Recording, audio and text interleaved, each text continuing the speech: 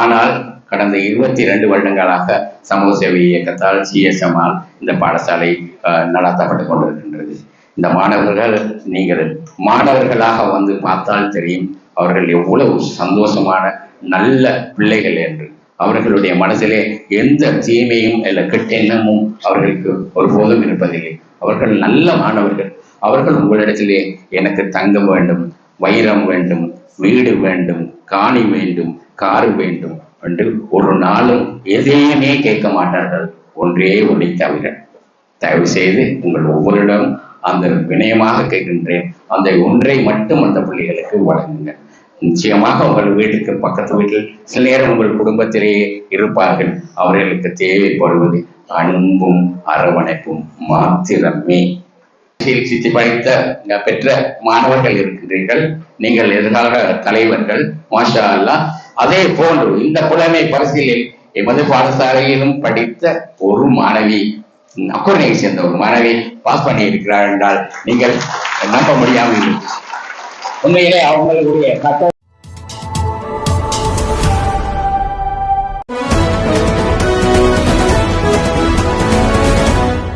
அது அக்குரணை கல்லூரியில் ஜுபைரின் வழிகாட்டல் தான் என்ற பெருமையோடு இங்கே சொல்லிக்கொள்ள விரும்புகின்றேன். நிறைய பேசலாம் ஜுபைரை பற்றி. எல்லா சமூகத்துக்கும் எல்லா லீடர்ஸுக்கும் தேவையான ஒரு மாமனிதர். அவர் உடலளவில் இந்த உலகத்தில் இருந்தாலும் அவருடைய சேவைகள் அவர் உருவாக்கிய நிறைய பேர் இன்னும் வாழ்ந்து கொண்டே இருக்கின்றார்கள். மற்ற ஒரு மாமனிதர் மிஸ்டர் ஜுபைர். எமது சமூக சேவை இயக்கத்தின் பிதா அன்றும் இன்றும் என்றும் இயக்கம் ஜுபைர் அவர்களே. அவர் ஒரு விசேடமான மனிதர். இந்த அக்குரணையிலே இப்படி இருக்கின்ற திறமைகளை எல்லாம் நாங்கள் பிரயோசனப்படுத்த வேண்டும் என்ற ஒரே நோக்கத்தோடு ஒரு சிறிய 3 பேர் கொண்ட ஒரு சமூக சேவைகள் இயக்கத்தை ஆரம்பித்தார்கள். அவர் எப்பொழுதுமே சொல்லுவது, அந்த பிரிவிலேஜ் ஆக்கள் நிறைய வாழ்கின்றார்கள். அவர்களுடைய துன்பங்களை கஷ்டங்களை நாங்கள் எமது அனுபவத்தை கொண்டு எமது செல்வங்களை கொண்டு அவர்களுக்கு உதவி செய்வோம் என்று ஒரு ஆணித்தரமான ஒரு விஷயத்தை எங்களுக்குள் பதித்தார்கள். அப்படி நாங்கள் இருக்கும் காலத்திலே தான் எமது சமூக சேவை பாடசாலை, அதாவது விசேட சேவைகளுடைய பாடசாலையை பற்றி மட்டும் நான் இங்கே குறிப்பிட விரும்புகிறேன். அந்த காலத்தில் தான் 2 தாய்மார்கள் எங்களோடு வந்து கதைத்தார்கள். அவர்கள் கதைத்தது, சார், நாங்கள் சுவனத்துக்குரிய பிள்ளைகளின் தாய்மார்கள், எங்களுக்கு பிள்ளைகள் இருக்கிறார்கள். இவர்களுக்கான ஒரு பாடசாலை அக்குரணையில் இல்லை. இவர்களுக்கான பாடசாலை ஒன்று அக்குரணையில் இல்லை. இவர்களை நாங்கள் கண்டிக்கு போகின்றோம். கூட்டிக் கொண்டு போகும் பொழுது பஸ்ஸிலே அவர்கள் செய்கின்ற சேட்டைகளால் எங்களுக்கு அவமானம் ஏற்படுகின்றது. எங்களுக்கு மனசுக்கு மிக வேதனை ஏற்படுகின்றது. ஆகவே சுருக்கமாக சொல்கின்றேன். ஆகவே தயவு செய்து இந்த அக்குரணையிலும் ஒரு பாடசாலையை ஆரம்பியுங்கள் என்று சொன்னார்கள். உண்மையிலே அங்க இருந்தவர்கள் நாங்கள் மனிதாபிமானம் உடையவர்கள், மனிதாபிமானத்துக்காகவே வேலை செய்து கொண்டிருக்கின்றோம். ஆகவே அந்த நேரத்திலே நாங்கள் இதை கலந்துரையாடி இதை ஒரு பாடசாலை ஆரம்பிக்க வேண்டும் என்று நினைத்தோம். அந்த நேரம் இருந்த அனைவருடைய கருத்து என்னவென்றால், இப்படியான ஒரு பாடசாலை ஆரம்பிக்க முடியாது, இது துறை சார்ந்த ஒரு விஷயம், இதை எங்களுக்கு செய்வது நிச்சயம் கஷ்டமா இருக்கும் என்று சொன்னார்கள். இருந்த போதிலும் ஒரு சிலர் எங்களை போன்ற பல இளைஞர்கள் இருந்தார்கள். அன்று இளைஞர்களாக இருந்தோம். இது 2003ஆம் ஆண்டு 2002ஆம் ஆண்டு நாங்கள் இதை ஆரம்பிக்க முற்பட்டோம். மாஷா அல்லாஹ் ஆரம்பித்து கொஞ்ச காலம் போகும் பொழுது தனிமையாக ஒரு 8ஆம் கட்டையில் ஒரு வீடை கூலிக்கு எடுத்துத்தான் நாங்கள் செய்தோம். பிறகு அக்குரணையின் மக்களின் உதவியும் இதை உணர்ந்தவர்கள் நிறைய பேர் இருந்ததனாலும் எங்களுக்கு ஒரு தலை சிறந்த தலைவர் அன்றும் இன்றும் இருக்கிறதுனாலும் மாஷா அல்லாஹ் எங்களுக்காக ஒரு பெரிய காணியை வாங்கி இந்த பாடசாலையை நாங்கள் ஆரம்பித்தோம். மாஷா அல்லாஹ் அந்த பாடசாலை இப்பொழுது திறமையாக நடந்து கொண்டிருக்கின்றது. இங்கே பிள்ளைமை பரிசீலித்து படித்த பெற்ற மாணவர்கள் இருக்கின்றீர்கள். நீங்கள் எதிர்கால தலைவர்கள், மாஷா அல்லாஹ். அதே போன்று இந்த புலமை பரிசீலில் எமது பாடசாலையிலும் படித்த ஒரு மாணவி, அக்குரணையை சேர்ந்த ஒரு மாணவி பாஸ் பண்ணி இருக்கிறார் என்றால் நீங்கள் நம்ப முடியாமல். உண்மையிலே அவங்களுடைய கட் ஆஃப் புள்ளி உங்களுக்குள்ள 140, 142, 150 வரல. இட்ஸ் அபவுட் 50, 55, 60 அதுக்குள்ளதான் வரும். ஒரு மாணவி நீரலையை சேர்ந்த மாணவி எமது பாடசாலையில் கல்வி கற்று பிறகு திகாரிக்கு போய் திகாரியிலிருந்து இந்த பாடசாலை இந்த பரீட்சைக்கு தோற்றி வெற்றி பெற்றார்கள்.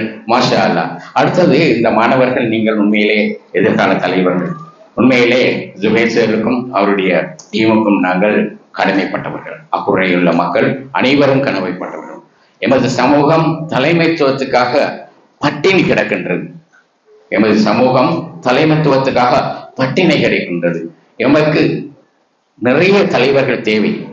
அதுவும் விசேடமாக எங்கெங்கெல்லாம் தீர்மானம் எடுக்கப்படுகின்றதோ அந்தந்த இடங்களுக்கு எங்களுக்கு தீர்மானம் எடுக்கக்கூடிய தலைவர்கள் உருவாக்க வேண்டும்.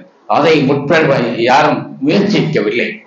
சாதாரணமாக அவர்களை எக்ஸாம் பாஸ் பண்ண விட்டு அவர்களை அப்படியே கைவிட்டு விட்டோம். நான் ஒரு உதாரணத்தை மட்டும் சொல்கின்றேன்.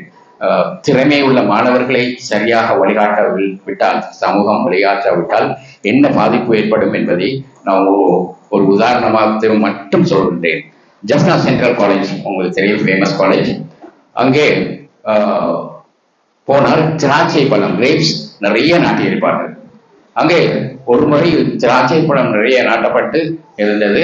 ஆனா அதிபர் சரியான ஸ்ட்ரிக்ட் ஆனால் அவர் சொன்னார், ஒருவரும் கையை பிடிக்க வந்தால் அது பிடிக்கப்படாது, பிக்கவும் படாது, தின்னவும் படாது, கீழே விழுந்தாலும் கூட அதை பிறகு தின்னக்கூடாது. ஆனால் இவர் ஒரு மேத்ஸ் டீச்சர். ஒரு நாள் ஒரு வகுப்பறைக்கு போய் பாடம் கற்பிக்கும் பொழுது அந்த மாணவர்களுக்கு சொன்னார், சுருக்கமாக சொல்கின்றேன், பிளஸ் இன்டு பிளஸ், சக தர சக, ரைட்? சக தர சக வந்து சக. அதே மாதிரி minus into minus is equal to plus. மைனஸால பெருக்கினால் சக ஆகும் என்ற கருத்தை அந்த பிள்ளைகளுக்கு படித்து கொடுத்து வந்தார். ஒரு மாணவன் சரியான திறமையான மாணவர். அந்த மாணவன் என்ன செய்தான் என்றால், எல்லா மாணவர்களையும் கூப்பிட்டு, இன்றைக்கு நாங்கள் கிரேப்ஸ் பிக்கிறதுக்கு சார் சொல்லிட்டார் என்று சொல்லிவிட்டு அந்த மாணவர் பிரின்சிபல்கிட்ட போய் சொன்னார். கேட்டார், சார் நாங்க கிரேப்ஸை பிக்கணும் சார், எங்களுக்கு நீங்க பெர்மிஷன் தரணும். அப்ப பிரின்சிபல் சொன்னார் என்ன தெரியுமா? No no, get out.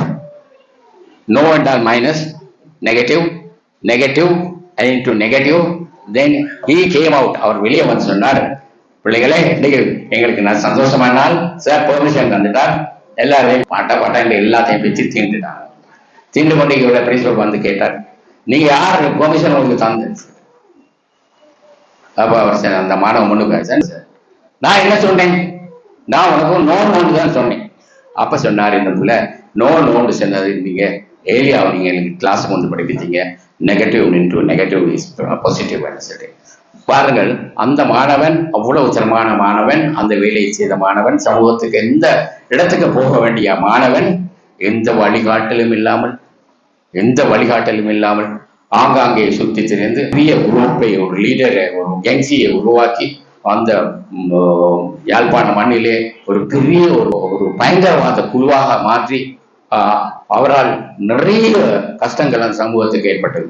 ஆகவே நான் சொல்ல வர என்னென்றால், இந்த மாணவர்களுக்கு வழிகாட்ட வேண்டும், இந்த லீடர்ஸ் என்ற அந்த நிலைக்கு ஆக்க வேண்டும். அதுக்காக ஒரு சமூகம் உழைக்க வேண்டும். அந்த வேலையை நீங்கள் செய்கின்றீர்கள். உண்மையிலே உங்களுக்காக ஹெட்ஸ் ஆஃப் என்று தான் நான் சொல்ல வேண்டும். மாஷா அல்லாஹ், இது ஒரு அரும் பணி. அதோடு இன்னொரு விஷயத்தை மட்டும் சொல்லி நான் முடித்துக் கொள்கின்றேன். விசேட தேவையுடைய மாணவர்களை பற்றி ஒரு சின்ன ஒரு சில வார்த்தைகள் சொல்லலாம் என நினைக்கின்றேன். விசேட தேவையுடைய மாணவர்கள், நாங்கள் அக்குரணைக்கு மண்ணுக்கு குடி வந்து 300 வருடங்கள், 325 வருடங்களாக சென்று கொண்டிருக்கின்றது. இந்த 325 வருடங்களிலே இந்த விசேட தேவையுடைய மாணவர்களை யாரும் கவனிக்கவில்லை, பார்க்கவில்லை. அவர்களுக்கு என்ன தேவைகள் இருக்கின்றது என்பதை பார்க்கவில்லை, அவர்களை வளர்த்து. ஆனால் கடந்த 22 வருடங்களாக சமூக சேவை இயக்கத்தால் சிஎஸ்எம்ஆல் இந்த பாடசாலை நடத்தப்பட்டு கொண்டிருக்கின்றது. இந்த மாணவர்கள், நீங்கள் மாணவர்களாக வந்து பார்த்தால் தெரியும் அவர்கள் எவ்வளவு சந்தோஷமான நல்ல பிள்ளைகள் என்று. அவர்களுடைய மனசிலே எந்த தீமையும் இல்லை கெட்டெண்ணமும் அவர்களுக்கு ஒருபோதும் இருப்பதில்லை. அவர்கள் நல்ல மாணவர்கள். அவர்கள் உங்களிடத்திலே எனக்கு தங்கம் வேண்டும், வைரம் வேண்டும், வீடு வேண்டும், காணி வேண்டும், காரு வேண்டும் என்று ஒரு நாளும் எதையுமே கேட்க மாட்டார்கள். ஒன்றே ஒன்றை தவிர. தயவு செய்து உங்கள் ஒவ்வொருடமும் அந்த வினயமாக கேட்கின்றேன், அந்த ஒன்றை மட்டும் அந்த பிள்ளைகளுக்கு வழங்குங்க. நிச்சயமாக உங்கள் வீட்டுக்கு பக்கத்து வீட்டில் சில நேரம் உங்கள் குடும்பத்திலேயே இருப்பார்கள். அவர்களுக்கு தேவைப்படுவது அன்பும் அரவணைப்பும் மாத்திரமே. தயவு செய்து make them the darling of everybody. அவர்கள் darling of nobody-யாக இருந்தார்கள், இப்பொழுது darling of everybody-யாக இருக்கின்றார்கள். பல சாதனைகளை படைத்திருக்கின்றார்கள். இந்த 22 வருடத்திலேயே 5 பிள்ளைகள் திருமண பந்தத்தில் இணைந்து பிள்ளைகளை பெற்று அவர்கள் பாடசாலைகளுக்கு அனுப்பி உங்களை போலேயே புலைமை பரிசில் பரீட்சையை எழுதி கொண்டிருக்கின்றார்கள், எழுத பார்க்கின்றார்கள். ஏன் GCOL எக்ஸாமும் கூட செய்கின்றார்கள். அப்படிப்பட்ட மாணவர்களுக்கு உதவியது சிஎஸ்எம் என்ற அந்த அமைப்பு. ஆகவே இந்த மாணவர்களை எங்கு கண்டாலும் ஒரு நல்லெண்ண தூதுவர்களாக இங்கிருந்து போங்கள்.